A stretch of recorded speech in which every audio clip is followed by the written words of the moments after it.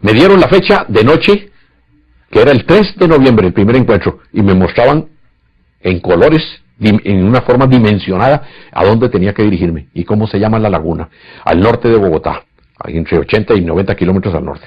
Llega el día de la fecha, todos los miembros del grupo me felicitan, me tengo que vestir como un campesino, me prestan la ruana del hijo de Richard Dean, me prestan un sombrero, voy con botas, pantalones caqui, camisa caqui, y me despido de mi familia y le digo, voy a estar ausente quizás 3 días, o 4, no lo sé, pero voy a salir, tengo que hacer algo muy urgente. Y mi esposa hizo así, se quedó y no me comentó nada, pero nada, ni una palabra. Me voy, agarro un bus intermunicipal y me dirijo hacia el norte, un departamento que se llama Boyacá, en Colombia. Llegué hasta el sitio donde debía estar, cuando de pronto yo miro para todos los lados, oigo los grillos, oigo las ranas, oigo el viento, todo eso, de pronto oigo un ruido que sale.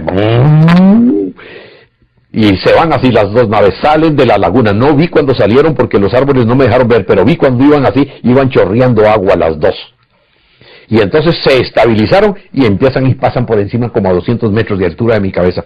De pronto, una se adelantó más. Tenía como un halo alrededor y proyectó 2 haces perpendiculares y por cada uno venía como entre un óvalo una persona. Yo vi que venían tomados así, las manos aquí contra las piernas, y venían. De pronto ya los árboles no me dejaron ver cuando llegan a tierra.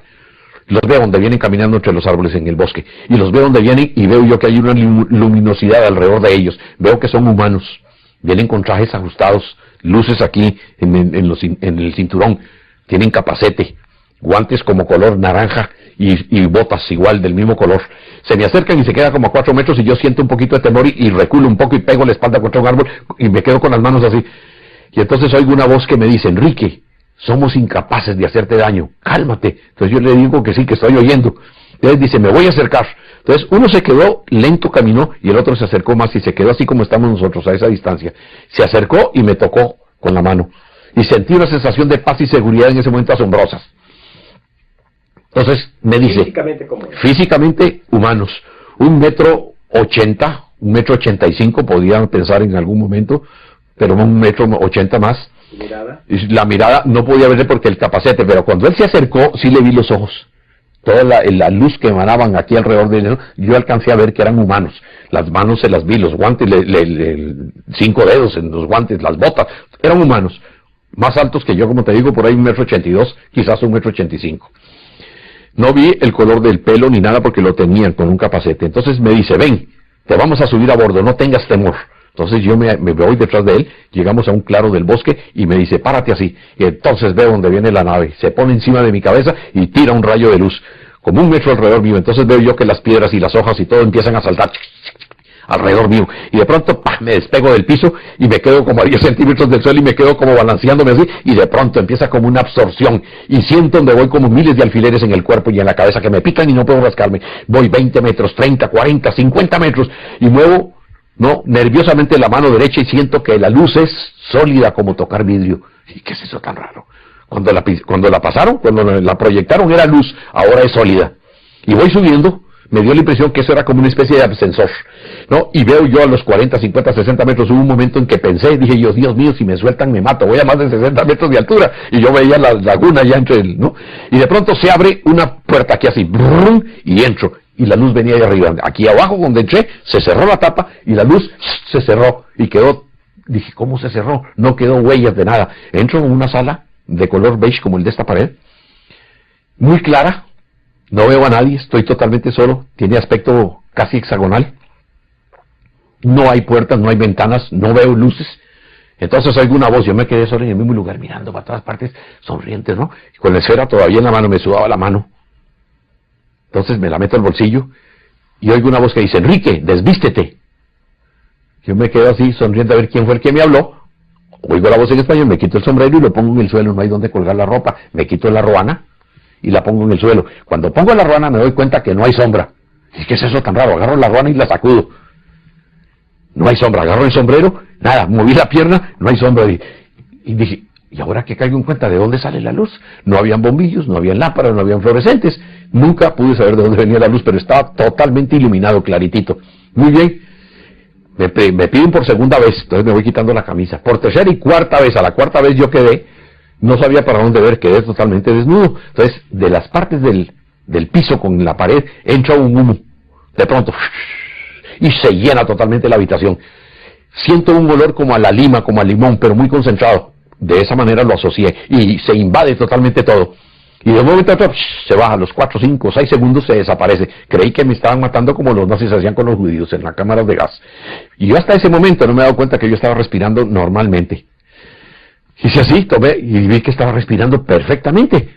Entonces, oigo una voz que dice, Enrique, vístete. Y entonces empecé a vestirme rápidamente. Dejé la ruana y el sombrero en el piso porque no había de dónde colgarlas, ¿no? Y de pronto empecé a me moví, no vi remaches, no vi uniones, nada, todo como si estuviera todo hecho de una sola pieza. De pronto suena algo así detrás de mí, suenan y se abre una puerta lateral, se corre así y entra uno de ellos, con el pelo amarillo hasta aquí, ojos azules, pero tipo asiático, pero ojos azules grandes, nariz recta, mentón muy perfecto, la nariz, la boca poca comisura de los labios, no, muy salido la parte de los pómulos, pelo amarillo, la piel lindísima. Lo veo ya y me dice, bienvenido Enrique, me dice en español, bienvenido hermano Enrique a bordo. ¿Cómo has estado? Le dije yo, bien. Le dije, yo soy Enrique Castillo. Dice, yo soy Cyril Weiss.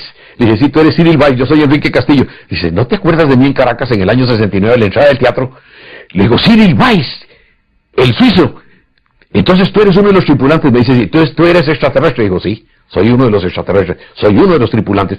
Me quedé, asocié rápidamente que seguramente por alguna razón durante los 3 meses y 8 días que fuimos amigos, había visto alguna cualidad o alguna cosa por la cual se sucedía ahora ese encuentro 4 años después.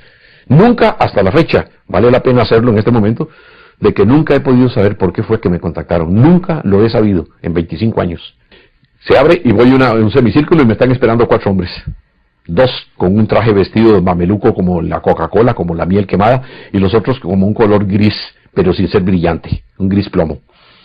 Se paran y me saludan, todos igualitos, uno más alto que otro, pero las mismas caras, el mismo pelo. Yo me quedé aterrado, lo único que cambiaban eran 2 tenían el color de la Coca-Cola y otros 2 el color de plomo. Vengo detrás de la mesa, del escritorio, o como se llame eso, habían 2 sillas y me ofrecen una. Entonces yo por encima de la mesa los voy a saludar, hermano, buenas noches. Entonces no me dan la mano, me hacen lo mismo todos. Y me dijo, Cyril, salúdalos igual. Entonces todos me dan la mano así. Me ofrecen que me siente, yo me siento, el asiento se bajó y quedé a la altura de la mesa. Entonces unos de ellos estaban así, el otro estaba mirándome así. Dije yo, son actitudes muy humanas, qué raro. Pensé yo que era raro para mí, yo pensé ver otra cosa. Pero no, las actitudes eran muy humanas, y tan humanos que estaban ahí, 1,82 m, 1,85 m quizás de altura. Entonces, yo no sabía qué hacer, y entonces Cyril me dice, Enrique, pregunta lo que quieras. Yo le digo, ¿puedo preguntar? Sí. Entonces les digo, hermanos, ¿quiénes son ustedes? ¿De dónde vienen? ¿Por qué a mí? Fue lo primero que se me ocurrió, ¿por qué a mí? Entonces, entre ellos hablan así. Oí muchas S y muchas Z. Me dio la impresión que era su idioma, ¿no? Y entonces el que era comandante, el que me presenta como comandante de nombre Kramier, me dice,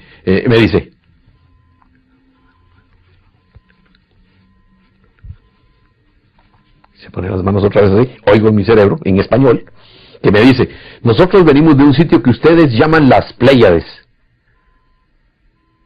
Nosotros emprendimos el vuelo hace millones de años para llegar aquí. Entonces cuando yo oigo eso, le digo, disculpe hermano, pero no le entendí. Usted me dice que viene de un sitio que se llama las Pléyades. ¿Dónde es eso? Dice, entonces dice otra vez. Me dice, ustedes también llaman las 7 cabritas. Le dije, ah, sí, eso sí, yo recuerdo que mi papá lo nombraba. Pero eso está lejísimos de aquí, ¿cómo han hecho para venir? Entonces me dice,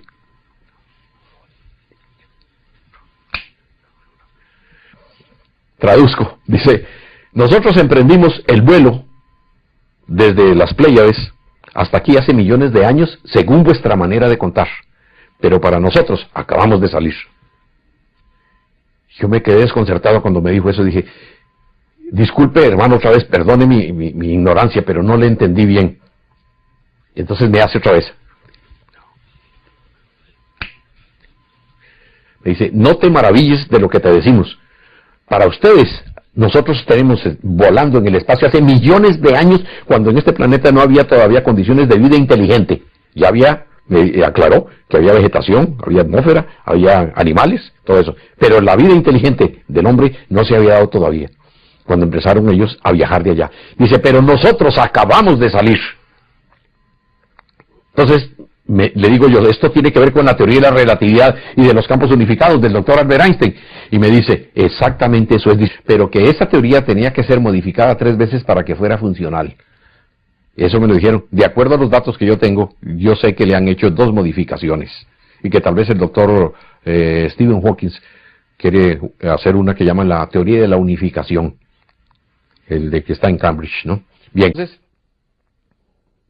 yo me quedé pensando en el asunto. Le dije, muy bien. Entonces, lo otro que yo pregunto, ¿por qué a mí? Entonces me dice, así, me señala con el dedo y me dice, tú sabes por qué. Esta es la hora que yo no sé. A mí me dio vergüenza preguntar en ese momento qué fue por qué era, porque él me dijo que yo sabía. Entonces los investigadores, digamos, Freixedo me ha dicho, Andrea Faber-Kaiser me decía también, y Juanjo me dijo hace poco en la casa cuando estabas tú allá, me decía Juanjo, es muy posible que tú no lo sepas a nivel, sino a nivel de subconsciente, y no esté claro para ti.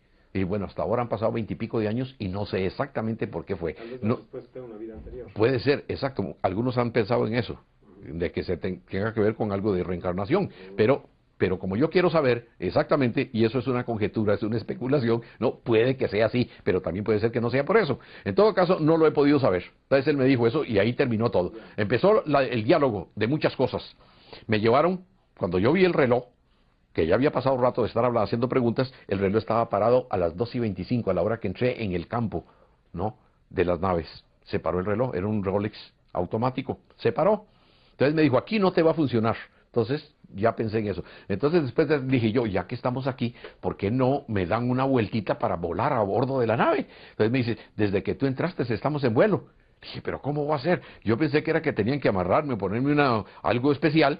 Y me dijeron, si estamos en movimiento, y se ven con nosotros. Y salieron y me subí por una escalerilla casi de caracol a un piso alto. Y habían otros hombres ahí trabajando. Vi, cuando llegaron, miraron, saludaron así nada más y siguieron haciendo sus menesteres. Vi que salieron unos mapas de las paredes, vi colores como color sepia, vi la Vía Láctea, pero de una manera totalmente diferente a como yo he visto las fotos de aquí. Nos mostraron el planeta Tierra. Vi que habían, entre planeta y planeta, habían unas líneas totalmente, perfectamente claras. Dice, cuando estas líneas indican que nosotros tenemos intercambio con estas civilizaciones. Son múltiples. Tenemos intercambio científico, cultural, tecnológico y científico hasta donde nos permite a nosotros cada gobierno que tenemos. Bla, bla, bla. Y se hacen acuerdos. Lo que no hacemos de intercambio y nunca intervenimos abiertamente es en las creencias religiosas. Me lo aclararon de una vez. Ok, perfecto. Entonces dice, y estos punteaditos así son civilizaciones como la vuestra que están a punto de entrar en un nivel mucho más alto, tal vez de superhombre, por ejemplo, ¿no?, en donde se establece un nuevo estado de conciencia, y entonces es cuando nosotros podemos entrar con mucha más frecuencia y dialogar ya con los científicos y con los gobernadores o gobernantes de los países. Bien, lo vi muy claro y me pareció lógico que fuera así. Entonces me dice uno de esos, ven para que veas a tu casa. Vi que se levantó un tipo de un sitio que había como un aparato aquí así, y me subí una gradita y me dice, mueve estas 2 palancas. Se abrió como los párpados de los ojos así, chan, y miré, y me dio como mareo. Me dice, esa es tu casa, gradúala aquí. Entonces yo agarré 2 manillas, hice así, hice un barrido y enfoqué toda mi casa. Y vi a mi esposa y a mis hijos durmiendo a través de las paredes. El perro pegaba las patas contra la ventana de la habitación mía que quedaba en la parte de atrás, como si se enterara que yo estaba por ahí cerca. Me quedé aterrado y dije, pero ¿cómo? Yo le llamé telescopio electrónico porque yo no tenía otra manera cómo asociarlo, ¿no? Y pude ver eso. Inclusive, por cierto, que se me fue un poco la mano y vi en la vecindad una muchacha que iba en una pijama muy bonita, ¿no?, con un vaso de agua. Y entonces me dijeron que me concentrara mejor en esta zona de mi familia, y me dio un poco de vergüenza porque yo no sabía, y se me fue para allá y me metí en la casa que no era, ¿no? Una parte por lo menos. De las preguntas que usted logró hacerle, ¿cuál fue la que más le impactó? La que más me impactó a mí fue que cuando yo les pregunto de cómo fue que apareció la raza humana sin embajes de ninguna naturaleza, me dijeron que ellos fueron los que habían intervenido en la creación. Dice que otras razas, con ellos los pleyadinos, intervinieron en la creación. Yo estaba al frente de poder obtener por primera vez alguien directamente ¿no? Una respuesta de esa categoría. Y la empecé, me temblaba, todo el cuerpo me temblaba. Yo dije, voy a hacer la pregunta, la voy a hacer, y hasta que la solté. Y me dijeron, nosotros fuimos los creadores. ¿Cómo terminó esa experiencia? La experiencia terminó en más o menos 8 horas o 8 horas y media. Me dejaron dormir aparentemente un tiempo que siempre declaré que yo había dormido 3 horas, pero no había dormido. Estando yo en Ecuador en 1977, cuando fui al congreso que se hizo en Guayaquil y regresé en el 78, me enfermé dictando una charla a las 11 de la noche con un señor que era el gerente de la Gillette y una pianista chilena. Me dio pulmonía. Yo estaba en la casa de un amigo mío y estábamos sin plata, estaba con un amigo que se llama Juan Osorio. Entonces él vigilaba, me pusieron suero en la casa de ellos, no, me pusieron con penicilina, durante 2 días me pusieron suero para poder acabar con la infección. Y muy bien fue, porque yo no tenía plata. El muchacho que lo estaba haciendo era un estudiante que estaba apenas empezando su internado en el hospital. Y ellos consiguieron el suero y se consiguió la penicilina y toda esa cosa. Bien, parece ser que la penicilina obró de una manera mágica en mi cerebro, porque abrió la memoria para acordarme de que durante esas 3 horas que yo siempre había declarado que había dormido, no eran sino 10 minutos. Y que me dicen, ven Enrique, tenemos que hablar contigo. Me levantaron, psíquicamente me dieron una orden y me levantaron, donde yo estaba en una cama muy extraña, que inclusive yo siempre he pensado que la puedo patentar algún día, ¿no? Y me levantan ahí, dice, ven, tenemos que hablar contigo. Y me llevaron a una sala en donde habían varios de ellos. Y empezaron a darme una información que me quedó grabada, pero para tiempos después. Pero con la penicilina y la enfermedad se me regresó antes de tiempo. Tenía que ver con asuntos de creencias, precisamente un asunto que siempre he pensado que era un asunto sumamente espinoso y que ellos pensaban que iba a salir años después, pero sucedió por asuntos del azar, o llámalo como, no sé cómo llamar eso. Lo supe antes de tiempo. Pero yo manejé muy bien la información siempre, en ese aspecto, con gente al nivel privado. Bien, una de las cosas que más me impresionó allí fue ver la máquina, cómo viajan. Me dijeron, ven para que la veas.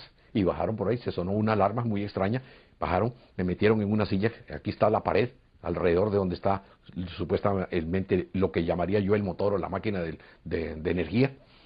Salió un visor y se me pegó aquí, y ellos a uno a cada lado.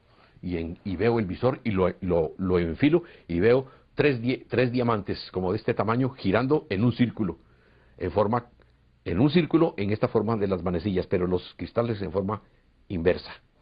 Y en el centro un tubo grande que iba del piso arriba, que parecía un caleidoscopio de muchos colores como cristal, y giraba lentamente y daba unos visos de unos colores pero bellísimos.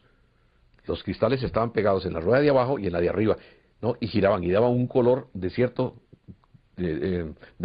colores aquí y otros aquí abajo, como una nubosidad que se difumaba ahí dentro. Entonces le digo yo, ¿y qué es eso? Dice, ese tubo que está ahí se llama el intérprete. Fíjate que es un aparato que está conectado a un piso de arriba, en donde hay 12 sillas, 12 tripulantes de la nave, salen en una silla que sale del piso y se agarran de las manos en forma de candado. Bajan del techo un aparato como los que usan los ciclistas y se lo ponen aquí y se concentran. Y el aparato que está girando ahí en la mitad de las sillas toma la información, la descarga de la energía mental, llega hasta ese aparato y el aparato lo convierte en energía de vuelo con los cristales que están abajo, los que yo estaba viendo en ese momento. Me dice, la energía mental, y ellos me hicieron la demostración para que lo viera. Se pusieron todos de esa manera y vi durante 1 minuto cómo era que lo hacían. Y después al ver la máquina ya se completaba la acción. Dice, eso que viste, la descarga de energía que nosotros hacemos mental, la convertimos en energía de vuelo. Por eso te dijimos al principio, acabamos de salir. Porque para nosotros no hay distancia que nos gaste más de esto. En un instante. Después me explicarían que no existiría lo que llamamos el presente. Que no hay un presente. Nosotros llamamos el presente constante o el presente, no es presente, porque todos los movimientos y las palabras que yo haga ya son del pasado, no son del presente. Entonces dicen que sí hay futuro, pero que el futuro es maleable. El futuro se puede modificar con el pensamiento y las acciones del hombre. Y que muchas cosas que pueden estar profetizadas como una catástrofe, como una tercera guerra mundial, nosotros las podíamos obviar de acuerdo a cómo el hombre actúe, piense, ¿no? Y cambie esa posibilidad. O sea que hay reacciones que se pueden hacer en cadena positivas para cambiar esa situación. Eso me lo explicaron muy claramente, yo lo tengo en el libro también, en la última página, para poder dar esa información. Bien, entonces ahí fue cuando vi yo esto y le digo yo, ¿por qué no lo aceleran unos 2 minutos los cristales para verlos? Porque las luces que están dando son formidables. Y me dice el comandante, Enrique, te quedas y me hace así. Siempre telepáticamente me dice, Enrique, mientras tú estés aquí no podemos. Le dije, ¿por qué? Dice, porque si nosotros aceleramos los cristales, se llaman cristales memoria, cristales vivientes los llaman. Ellos ¿cómo se llama? Los programan. Dice, si nosotros aceleramos los cristales 2 minutos aquí para que tú lo veas, cuando tú te bajes de la nave, han pasado 200 años en la Tierra. Mientras tú estés aquí, no podemos hacerlo. Me agarró una tembladera, yo me sentí como tan raro, tan extraño, y el comandante se dio cuenta y me dijo, Enrique, no tengas temor. Oye lo que yo te voy a decir, y es lo que he dicho ya a muy pocas personas. Al último que se lo dije, en total confidencia, fue al doctor Richard F. Haynes, que es lo siguiente. Dice, yo doy las órdenes a la nave mentalmente mediante unos impulsos de los que yo domino y controlo. Esos impulsos los recibe aquí la máquina y la máquina obedece y se va a donde yo le digo. O sea, por ejemplo, para dar una idea, me puse yo a pensar, 40 grados norte, latitud tal, y la máquina se va para allá. ¿Quién sabe cómo será que lo hacen en el espacio? Pero estoy dando una referencia para poder pensar cómo puede ser eso. Entonces ellos me dijeron eso, que eso era absolutamente cierto. Y cuando puse la mano en la pared así para verla para adentro, sentí una sensación rara y solté la mano, la retiré, y yo creo que ellos se dieron cuenta. Y después la puse otra vez lentamente, empecé a tocar, porque lo que sentí fue piel humana en la nave, la pared. Era como tocar piel, el mismo calor, la misma sensación de cuando tú tocas a alguien. Igualito, igualito fue. Me quedé sorprendido, se me quedó el asunto grabado, no pude preguntar de nada, pero eso sí me dijeron, Enrique, si nosotros aceleramos, han pasado 200 años aquí y aquí para nosotros, para ti, 2 minutos nada más. Nosotros cuando venimos a visitar aquí, tenemos que poner, dice, nuestros relojes, por decirlo de alguna manera, al tiempo de ustedes, para poder saber qué es lo que está ocurriendo con el tiempo que tienen ustedes para medir aquí en el planeta. ¿Cómo se produce el retorno a su casa de esa experiencia? Bien, cuando ya ha pasado todo esto y estoy ya con alguna información al respecto, me dan algunos duró informes. ¿Cuánto tiempo? 8 horas a 8 horas y media. Me sueltan quizás entre las 5 y las 5 y media de la mañana. Me sueltan por el mismo lugar, bajo, en la misma forma, agarro mi ruana y agarro mi sombrero y me dicen, hasta pronto, Enrique, volveremos a contactarte. Me han llevado antes de eso para que vea dónde va a ser el segundo encuentro dentro de 15 días. Va a ser el 18 de noviembre. Esto fue el 3 de noviembre de 1973, 8:25 de la noche. Me sueltan allí y yo los saludo donde veo, seguramente creo que me están viendo y se van. Ya no era sino una nave, ya no eran 2. En ese momento me deja una solo y se va. Entonces yo me quedo ahí porque todavía estaba oscuro. Y entonces vi que el reloj empezó a funcionar. Entonces lo dejé quieto, no lo moví. Y calculé, como era a las 8:25 que estaba parado, ¿no? En el momento en que salió el sol, calculé yo que desde el momento en que me habían dejado al momento que salió el sol, había pasado más o menos 1 hora y media, algo así. Entonces yo calculé, por el momento del reloj y la salida del sol, en que yo había estado entre 8 horas y 8 horas y media a bordo de la nave. De ahí empecé a encaminarme ya, regresando, dije yo debía haber insistido para que me hubieran dejado la esfera, me la habían pedido, quiero llevar una prueba de lo que pasó, no pude hacer nada de eso, me subo en un bus intermunicipal, van un poco de gente campesina, indios que huelen muy feo por otra cosa, pero yo en ese momento me parecía que olían divinamente sabroso. Estaba pensando yo en un mundo sin fronteras, en un mundo donde todos los seres humanos fuéramos hermanables, donde habría fraternidad, donde no habrían problemas por religiones ni por creencias, los sistemas políticos se acabarían, viviríamos en un éxtasis continuo. Yo todo pensé de todo, dije, es perfectamente válido y posible. Entonces yo salí de ahí con el alma renovada, el espíritu totalmente nuevo, con una alegría indescriptible, y desde ahí en adelante pues mi vida cambió totalmente. Después vino la separación de mi esposa conmigo, creyendo que yo estaba loco, los hijos míos también. Los amigos se me cambiaban de acera, decían, pobre Castillo, se le corrió la teja, está mal. Todas esas cosas me tocó vivirlas a mí. Y gente que llegaba a decirme que yo era un charlatán, un mentiroso, un descarado. Cuando fui a Venezuela, la gente decía que yo era un colombiano vivo que quería sacarle la plata a los demás. Llegaron las primeras investigaciones, Fabio Serpa fue el primero que llegó. Después me investigó Salvador Freixedo. Después Andreas Faber-Kaiser. Vino al doctor Francisco Aniceto, luego un sabio venezolano. Estuve con él y me hizo preguntas porque él estaba ciego ya. Y duré muchas horas con él hablando y haciendo él preguntas para hacer una investigación pormenorizada. Llegó a la conclusión final con varios amigos de que el caso mío era espectacular. Dice, no conozco otro caso igual. Y con el tiempo, pues en la forma como yo me comporté y los otros 4 encuentros que fueron después, posteriormente, en menos de 3 años, y toda la información que me dieron, cuando llegaban tal vez a buscar a algún charlatán o algún mentiroso, los investigadores resultaban grandes amigos míos. Entonces, por eso fue que adquirí, en cierta medida, modestia aparte, credibilidad, background con los investigadores a nivel mundial. ¿Esta experiencia se dio de qué año a qué año? ¿Cuántas veces se repitió? Mira, de 1973 a 1976.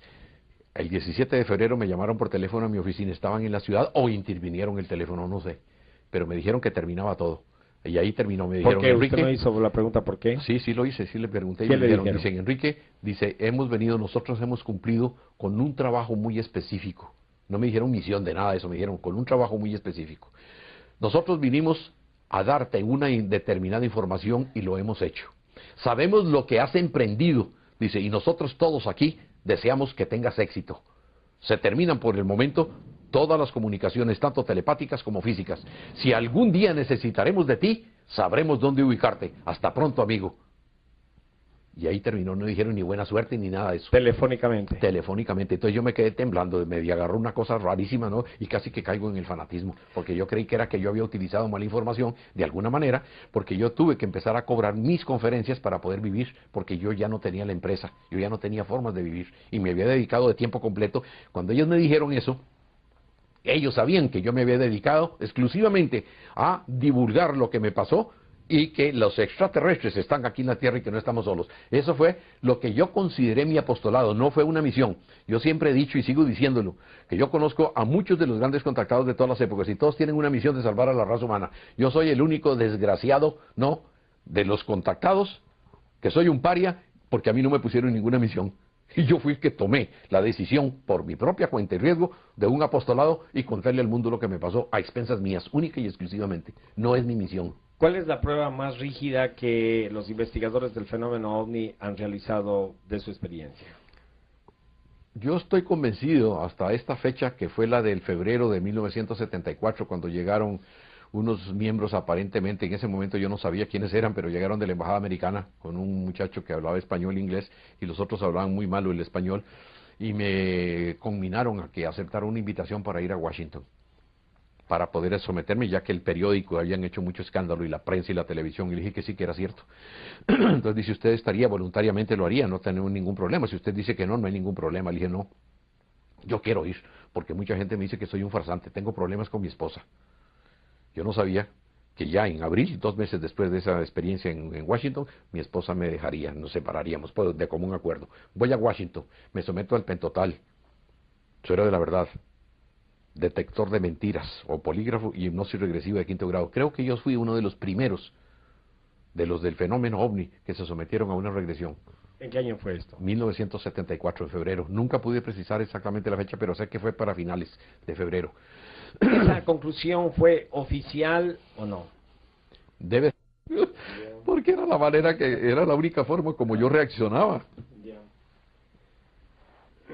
Eso podemos hablar más o menos. No, ¿cuántos mensajes usted ha recibido hasta el momento? Estaba en lo de Washington, para que no quede cortado. Ah, sí, a ver. Sí. Ya, entonces, ¿era oficial esta investigación? La investigación para los que me llevaron a mí fue totalmente oficial, porque vi muchos miembros de la CIA, y seguramente habían del FBI también, y vi militares. Y habían 2 médicos que después el doctor Jimmy Hurtak me dijo que habían muerto en unas extrañas circunstancias.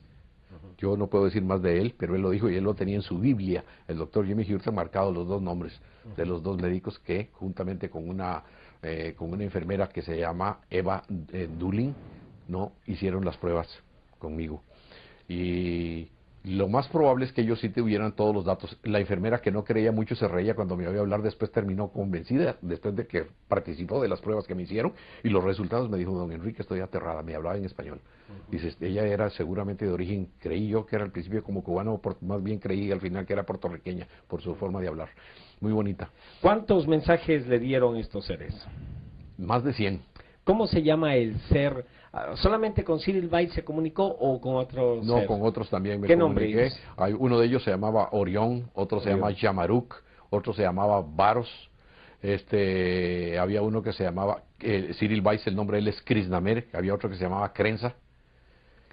Y todos vienen de las Pléyades. Estos venían de las Pléyades y habían unos que me decían que venían era de Venus, lo cual yo nunca pude aceptar, siempre tuve mis dudas, me decían que eran venusinos. Entonces yo, a los que han investigado el caso mío, yo les he dicho, ellos decían que eran venusinos y lo sigo diciendo porque eso fue lo que me dijeron a mí. Eran de 1,50 m, también tipo ario. Otra civilización. Otra civilización, pero que están en la misma organización a que pertenecen los pleyadinos. Ellos le llaman la Gran Hermandad Cósmica Solar.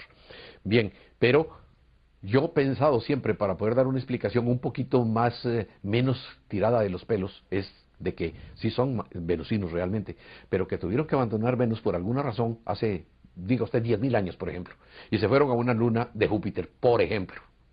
Y que entonces ellos desde allá vienen para acá y visitan, y siguen siendo venusinos. Yo soy costarricense, yo nací aquí en Costa Rica, pero mucha gente cree que soy colombiano porque he vivido 28 años en Colombia, ¿no? Pero yo soy costarricense, ¿ves? Y entonces los venusinos seguramente, yo doy esa explicación, ellos se fueron de ahí, pero siguen siendo venusinos, ese es su hogar, su casa. Y por las razones que sea, que ya no se alberga vida allá, por lo que haya sucedido, viven en otras partes esperando regresar pronto seguramente a su planeta natal.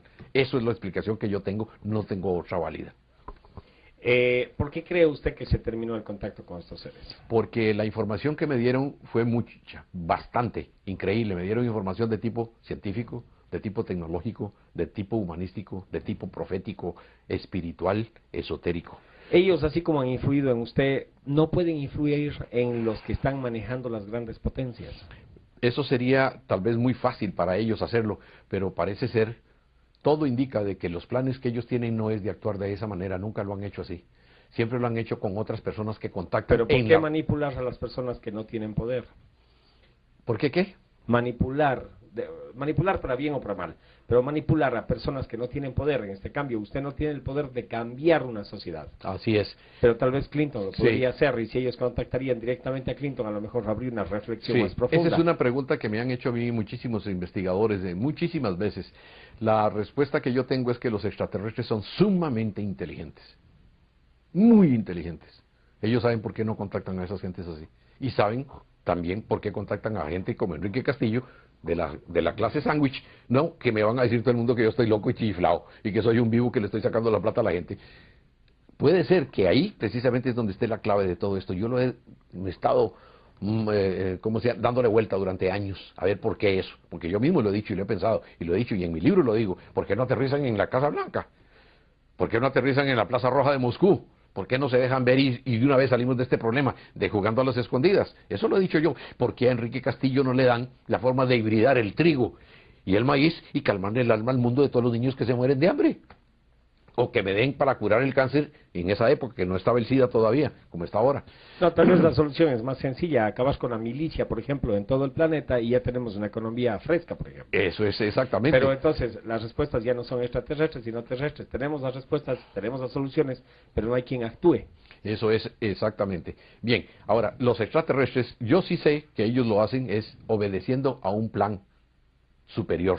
Que ellos tienen. Sí, ahora, ¿quiénes son los que lo manejan y quiénes son los que lo han planificado? Eso sí, lo ignoro totalmente, pero sé que todo eso obedece a un plan. Todo esto no es casual, ni el caso mío, ni el que ahora se dejen ver tanto que se han hasta descarado, porque últimamente se ven por todas partes, ¿no? Somos parte de algo. Es parte de algo, de un plan tremendo que hay, y se está avecinando la hora en que todo eso se va a aclarar, quizás en los próximos 20 años. Yo soy muy poco amigo de dar fechas, porque a mí me dieron profecías que se han ido cumpliendo y otras que no se cumplieron nunca. Y otras se cumplieron adelante y otras se cumplieron atrás. Entonces, eso me deja a mí también en muy mala situación. Yo mismo lo he visto, lo hemos discutido inclusive con los hermanos Vilches por años, lo he discutido con Freixedo, lo discutí con Andreas Faber-Kaiser hasta en mi casa, muchas veces lo hemos discutido. Con JJ Benítez ahora lo estuvimos viendo hace poco, el año pasado. Entonces, todas esas cosas dejan mucho que desear, un montón de cosas, y a mí me dejan con un montón de dudas. Yo no tengo todas las respuestas. Usted